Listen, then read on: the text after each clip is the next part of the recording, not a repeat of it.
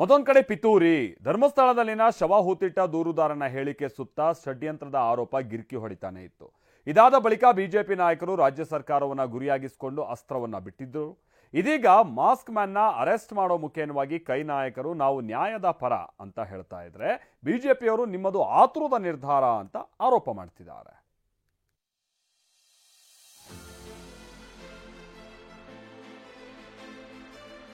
ಬಿಟ್ಟಿದ್ದೆಲ್ಲವೂ ಬುರುಡೆ, ಹೇಳಿದ್ದೆಲ್ಲವೂ ಸುಳ್ಳು. ಧರ್ಮಸ್ಥಳದಲ್ಲಿ ಶವಗಳನ್ನ ಹೂತಿಟ್ಟ ಪ್ರಕರಣ ರೋಚಕ ತಿರುವು ಪಡೆದಿದೆ. ಮಾಸ್ಕ್ ಮ್ಯಾನ್ ಚಿನ್ನಯ್ಯನ ಅಸಲಿ ಮುಖ ಅನಾವರಣವಾಗಿದೆ. ಷಡ್ಯಂತ್ರ ಆರೋಪಕ್ಕೆ ಈತನ ಬಂಧನ ಮತ್ತಷ್ಟು ಪುಷ್ಟಿ ನೀಡಿದೆ. ಮಾಸ್ಕ್ ಮ್ಯಾನ್ ಚಿನ್ನಯ್ಯ ಬಂಧನ ಬೆನ್ನಲ್ಲೇ ಮಾತನಾಡಿದ ಧರ್ಮಸ್ಥಳ ಧರ್ಮಾಧಿಕಾರಿ ವೀರೇಂದ್ರ ಹೆಗಡೆ ಈಗ ಒಂದೊಂದೇ ಸತ್ಯ ಹೊರಬರ್ತಿದೆ ಎಂದಿದ್ದಾರೆ.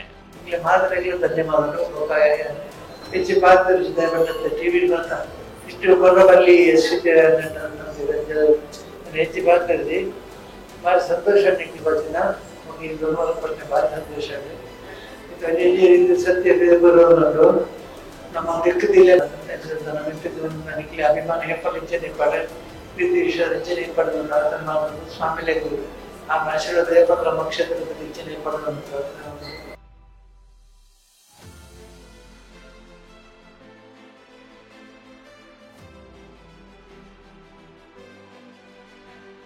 ಮಾಸ್ಕ್ ಮ್ಯಾನ್ ಹೇಳಿಕೆ ಮೇಲೆ ತನಿಖೆ ಎಂದ ಪರಮೇಶ್ವರ್.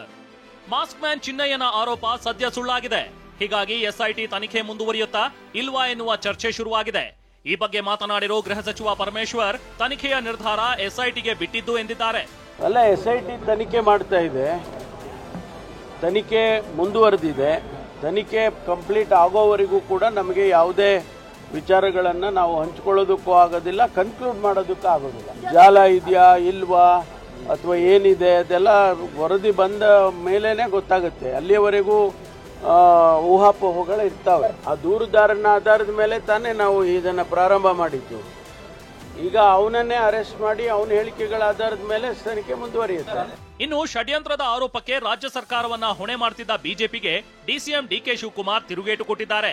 ನಾವು ಯಾವಾಗ್ಲೂ ನ್ಯಾಯದ ಪರ ಅಂತ ಹೇಳಿದ್ದಾರೆ. ಮತ್ತೊಂದ್ ಕಡೆ ಸಿಎಂ ಕಾನೂನು ಸಲಹೆಗಾರ ಪೊನ್ನಣ್ಣ ತಪ್ಪಿತಸ್ಥರಿಗೆ ಶಿಕ್ಷಿಸಲು ಬದ್ಧ ಎಂದಿದ್ದಾರೆ. ಯಾರ ಮೇಲೂ ನಮ್ಗೆ ಅವ್ರ ಪರನೂ ಇಲ್ಲ, ಇವ್ರ ಪರ ಇಲ್ಲ, ನಮ್ಗೆ ನ್ಯಾಯದ ಪರ, ನಮ್ಗೆ ಧರ್ಮದಲ್ಲಿ ರಾಜಕಾರಣ ಮಾಡಬೇಡಿ ಅಂತ ನಮ್ದು ಅಷ್ಟೇ. ನಮ್ಮ ಪೊಲೀಸ್ ಅವರು ನಮಗೆ ಹೆಮ್ಮೆ ಆಗ್ತದೆ. ಯಾಕೆಂತ ಹೇಳಿದ್ರೆ ಪ್ರತಿಯೊಂದು ಕೂಡ ಯಾವುದೇ ಒಂದು ಏನೋ ಒಂದು ಕನ್ಫ್ಯೂಷನ್ ಇಲ್ದೇನೆ ಇವತ್ತು ಜನರಿಗೆ ಏನು ಆಗಿರ್ತಕ್ಕಂಥ ಘಟನೆಗಳ ಬಗ್ಗೆ ಸ್ಪಷ್ಟವಾದಂಥ ಒಂದು ತನಿಖೆ ಮುಖಾಂತರ ಜನರಿಗೆ ಗೊತ್ತಾಗೋ ರೀತಿಯಲ್ಲಿ ಮಾಡ್ತದೆ. ಸೊ ಅದನ್ನು ಸ್ವಾಗತ ಮಾಡ್ತೀನಿ.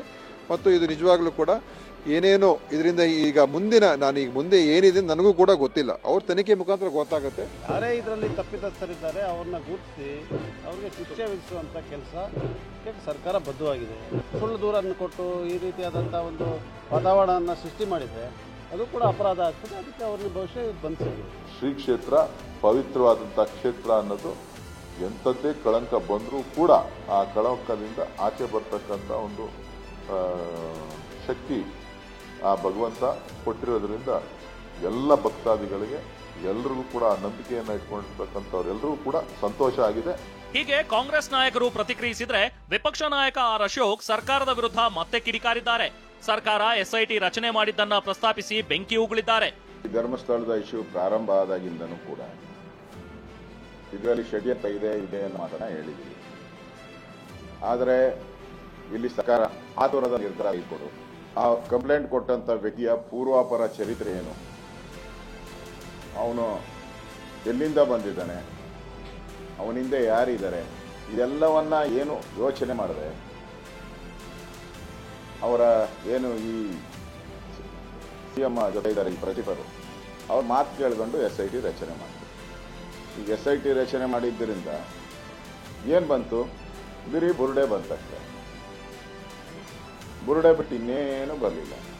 ಇನ್ನು ಧರ್ಮಸ್ಥಳದ ವಿಚಾರದಲ್ಲಿ ಹೋರಾಟ ಮಾಡ್ತಿರೋ ಗಿರೀಶ್ ಮಟ್ಟಣ್ಣನವರ್ ಮಾಸ್ಕ್ ಮ್ಯಾನ್ ಬಂಧನವನ್ನ ಸ್ವಾಗತಿಸಿದ್ದಾರೆ. ಸಾಲದಕ್ಕೆ ಈತನ ಮಂಪರು ಪರೀಕ್ಷೆಗೂ ಒತ್ತಾಯಿಸಿದ್ದಾರೆ.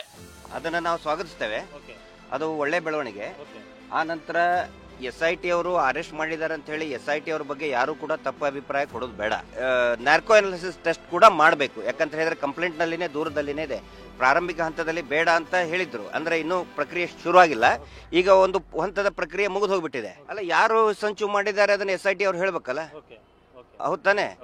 ನೋಡಿ, ಇಂತಲ್ಲಿ ಸಂಚು ಏನಂತ ಹೇಳಿದ್ರೆ ಮೊದಲನೇ ದಿನದಿಂದನೂ ಕೂಡ ಅದೊಂದು ಪ್ರೊಪಗಂಡ ನಡೀತಾ ಇದೆ. ಸಂಚು ಇದೆ ಅಂತ ನನಗೂ ಅನ್ಸುತ್ತೆ. ಪ್ರಕರಣ ಮುಚ್ಚಾಕೋದಕ್ಕೆ, ದಿಕ್ಕು ತಪ್ಪಿಸೋದಕ್ಕೆ ಸಂಚು ಇದೆ ಅಂತ ನನಗೂ ಅನ್ಸುತ್ತೆ. ಸೊ ಅದು ಸಂಚಿನ ಬಗ್ಗೆ SIT ಅವರೇ ಉತ್ತರ ಕೊಡಬೇಕು ಅದಕ್ಕೆ. ಮತ್ತೊಂದ್ ಕಡೆ ಮಾಸ್ಕ್ ಮ್ಯಾನ್ ಮಂಡ್ಯದ ಚಿಕ್ಕಬಳ್ಳಿಯವನು ಎಂಬ ಬಗ್ಗೆ TV9 ವರದಿ ಪ್ರಸಾರ ಮಾಡಿತ್ತು. ಚಿನ್ನಯ್ಯನ ಬಗ್ಗೆ ಈ ಹಿಂದೆ ಗ್ರಾಮಸ್ಥರನ್ನ ಮಾತನಾಡಿಸಿತ್ತು. ಇದೀಗ ಬಂಧನದ ವಿಚಾರ ತಿಳಿದ ಗ್ರಾಮಸ್ಥರು ಸಂತೋಷ ಹಂಚಿಕೊಂಡಿದ್ದಾರೆ. ಅದು ಅವನ್ನ ಅರೆಸ್ಟ್ ಮಾಡಿರೋದು ನನಗೆ ತುಂಬ ಸಂತೋಷ ಆಯಿತು. ಇವನು ರಾಜ್ಯದ ಜನಕ್ಕೆ ಮತ್ತು ದೇಶದ ಜನಕ್ಕೆ ಶಾಕ್ ಕೊಡುವಂಥ ವಿಚಾರ ಮಾಡಿದ್ದಾನೆ ಅವನು. ಧರ್ಮಸ್ಥಳದಲ್ಲಿ ದೊಡ್ಡ ಕೋಲಾಹಲವನ್ನೇ ಸೃಷ್ಟಿಸಿದ್ದ ವಿಚಾರ ಸದ್ಯ ಒಂದು ಹಂತಕ್ಕೆ ಬಂದು ನಿಂತಿದೆ. ಮಾಸ್ಕ್ ಮ್ಯಾನ್ನ ಆರೋಪದ ಹಿಂದಿರೋರು ಯಾರು ಎಂಬ ಚರ್ಚೆ ಗರಿಗೆದರಿದೆ. Bureau report TV9.